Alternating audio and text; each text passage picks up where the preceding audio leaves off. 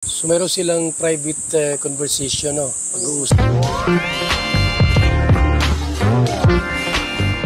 Shout out! Ito po mga kalingap, gusto ko lang pong magkita yung sponsor natin. Kalingap Dumaguete. So, hello po mga kakalingap. Salamat po. Kumusta kayo? So ito po yung mga haka-haka na tinuon ko. Ano nga ba talaga ang tunay na dahilan kung bakit nga si Erica ay umiwas sa kalingap. So ito na nga at nabuking ni Kuya Val. So ito pakinggan po natin ang talagang buong pinto kung ano talaga ang nangyari. Ang katotohanan, panuurin natin. Katotohanan tungkol kay Erica at kay Ate May. Ito na nga yun. Ayaw na pong mag-vlog. Wala.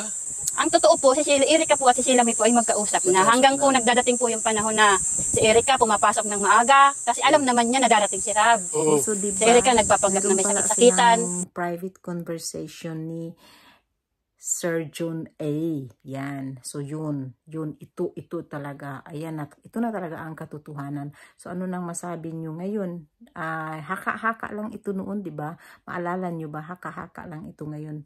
Ngayon na booking na at natuklasan ni Kuya Val ang katotohanan. O di ba? Meron na silang personalan na usapan na silang dalawa na lang. Ni John A. at ni Sheila May. Ani Erica. At ni Erica. So meron silang private conversation, no? Pag-uusap. Kalingap Dumaguete. Kalingap Dumaguete. Baka may Kalingap Davao dyan.